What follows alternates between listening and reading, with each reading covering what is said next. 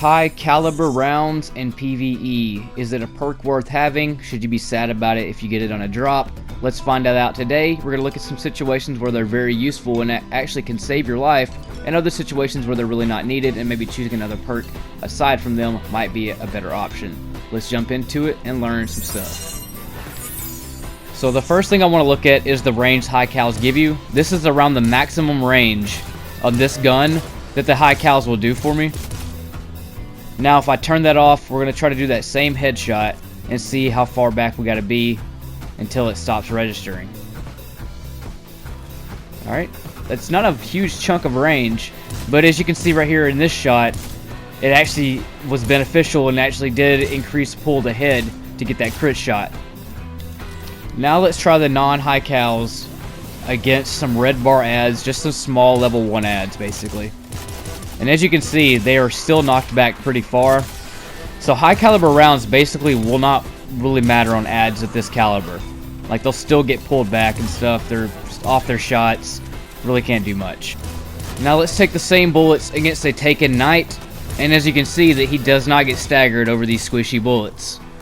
Even this knight right here, all headshots, he continuously fires and tries to kill me. Now let's move it to high caliber rounds with an orange bar Minotaur. 2, 3, 4, 5, 6, 7. It takes 7 shots to get him to stagger. Now let's switch them off and put on the non-high caliber rounds and see how many shots it takes to get him to stagger. It doesn't really knock him back farther, but what it does is the high caliber rounds will make them stagger quicker. It can actually make them knock back farther sometimes, but it's a random RNG animation that'll happen that isn't guaranteed to happen. So as you see there, it basically takes 7 shots with the high caliber rounds and then 10 shots when they're turned off. That's going to vary based on your level of light and the weapon you're going to be using, but with the age-old bond, it was 7 and 10. You can see right here again with the high caliber rounds against level 1 red bar ads that they stagger on the one headshot, and then if we turn them off, we will still see them stagger on just one headshot without high caliber rounds, making them not working on small tier 1 red bar ads. So situations where you know there's not going to be any knights or higher enemies, I would go with a different option for perks. Now let's go back to the knights again. Here's high caliber rounds. Let's see how many it takes to stagger. 3 shots and he's falling back. Now let's change it to non-high caliber squishy rounds and see what happens against that same knight. 1, 2, 3, 4, 5, still blasting away to his death. So not much use there. Let's take this into a situation where, let's say you're doing a 3.6x modifier, a 65 power handicap basically, where you're super low light in a nightfall and you're trying to get the 100k score. So here's what it would look like with non-high cal rounds. Watch as the enemy staggers basically, how they're instantly back in combat right after they do stagger. So they push me a lot more back. I had to back up, basically get out of there because I can't take very many shots. And trying to stagger this harpy is basically useless. Like, it's not going to work at all. He's going to keep firing at me and doing what he do.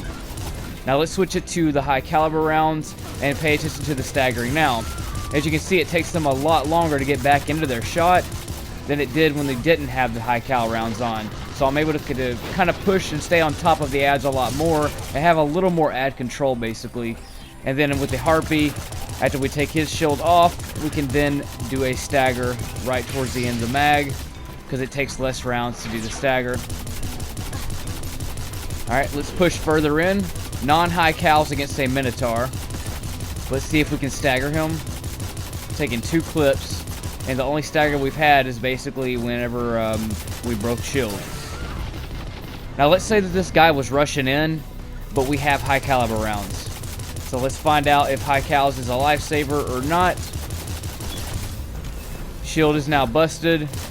Let's see if we can get a stagger going while he rushes in. But we have other ads coming in, so let's get them out of the way. The not staggered yet, and we know that non-high cals will not stagger him at all. So right before he starts to bust, we're able to stagger him to save us from getting overran. non-high cals forces me out of my super right here, so I have no choice to either die or use super, because once he starts charging, I have nothing to stagger that guy with. So it kind of changes my tactics of how I have to take each episode in every strike. So high cals in a nightfall are very useful. Super key tool to get them to stop, you know, firing, and where you can kind of control them a little more. Same situation with high caliber rounds. Dude is now rushing. We have super, but we also have the power to stagger this guy, so let's take our chance. He's gonna circle us. We're not staggering him yet. He's about to fire, and we stagger right when he gets that first shot off. So we're basically just able to overcome and conquer these ads a lot more and stay on top of them instead of them pushing us as much.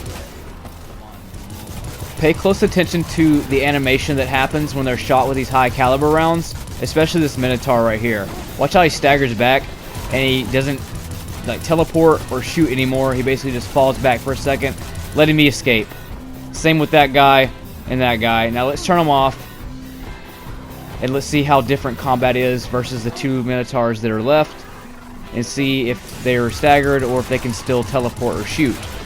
So we shoot that guy, and he just does a quick stagger. And then this guy was almost dead, and then we have this dude right here, which they weren't powerful enough to stagger him where he wouldn't teleport, so he still got away from me. The main reason you want to use high caliber rounds is to get the enemy to stop shooting at you so they can't get away, or to let yourself get away. So imagine these were higher light tier enemies that hit really hard and can down me very fast. This is a situation where life and death can actually matter using high cal rounds on this situation right here.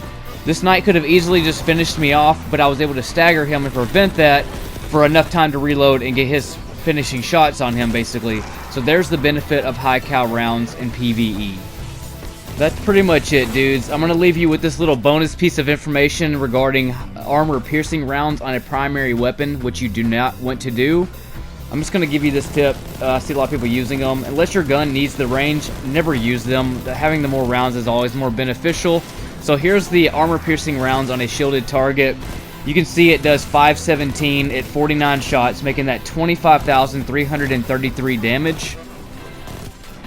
Now let's take them off and put them on the extended mag or the tac mag, which is usually what they come with. They'll have some kind of like a pinned mag or something that always goes with armor piercing 9 out of 10 times. And you can see that it does 493 at 54 shots in the mag, which is 26,622 total damage. So here's a situation where you don't want to use the armor piercings and you want to use the bigger mag. As you can see here, I was able to take that guy out and this guy, even though he dodged, in the same magazine. You're always going to shoot more red bar ads than you are shielded targets with a primary weapon, so never use them. It's not worth it. The more rounds is way more beneficial. But that's it for me, dudes. That's just a little extra add-on tip.